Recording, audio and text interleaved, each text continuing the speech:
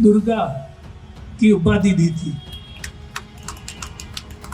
तो वो वास्तव में दुर्गा ही थी और हम सब सुरक्षित हैं तो वो केवल इन जवानों की वजह से। किसान भी देश की सेवा में, उनकी भी कोई योगदान में कमी नहीं है। आज अगर किसान धरती का पेट चीर करके अनाज पैदा नहीं करें, यहाँ पर प्रशासन ने, नगर परिषद और कैप्टन हीर सिंह जी ने सबने मिल करके इस समारोह का आयोजन रखा। जयपुर में भी अमर जवान ज्योति के जिस तरह से यहाँ सेंद्री चौराहे पर आयोजन रहा, वहाँ पर आयोजन है। जो ये हमारे बहादुर वीरों ने जो मातृभूमि की रक्षा के लिए, हम देशवासियों की रक्षा के लिए अपने प्राणों को न्योछावर किया, शहादत दी, उसको हम याद कर सकें, उनको नमन करें, उनका मान सम्मान करें।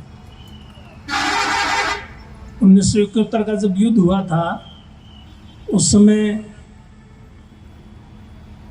इंदिरा जी ने किस प्रकार से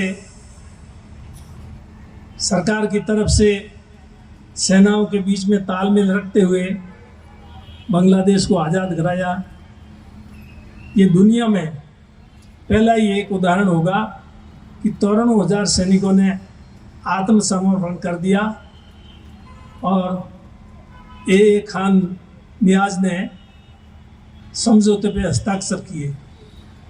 ये पहला उदाहरण होगा दुनिया में।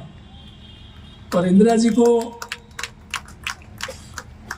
पूर्व प्रधानमंत्री स्वर्गीय अटल बिहारी वाजपेयी जी ने दुर्गा की उपाधि दी थी।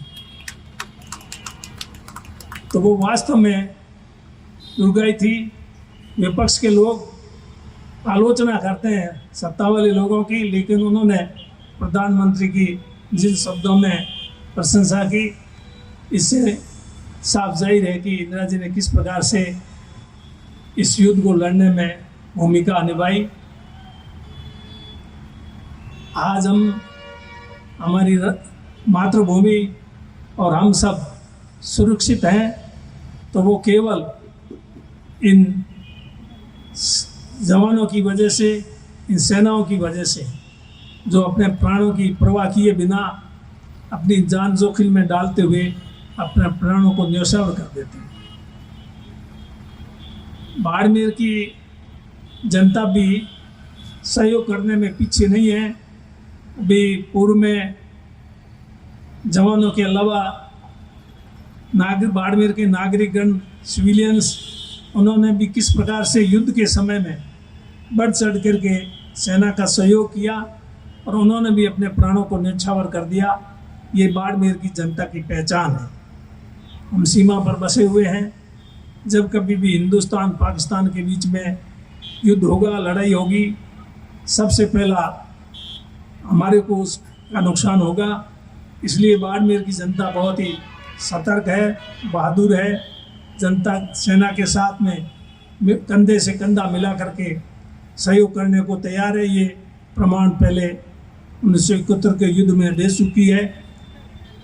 मैं यहाँ पर कैप्टन हीर सिंह जी ने जवानों के लिए सम्मान की बात कही, कुछ सुविधा की भी बात कही, कुछ कमियों की भी बात कही।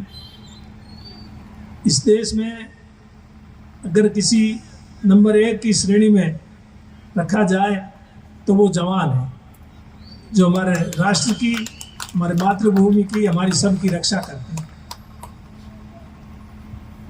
लाल बहादुर शास्त्री जी ने नारा दिया था, जय जवान जय किसान, और किसी की जय नहीं बोली थी, सिर्फ जवान और किसान दो की जय बोली थी। जवान हमारे देश की रक्षा करता है, अगर रक्षा ही नहीं करे तो हमारी आज़ादी खतरे में पड़ जाए और हम गुलाम हो सकते हैं। बड़ी मुश्किल से आज़ादी मिली, उसकी रक्षा का ये जवान कर रहे हैं। किसान भी देश की सेवा में, उनकी भी कोई योगदान में कमी नहीं है।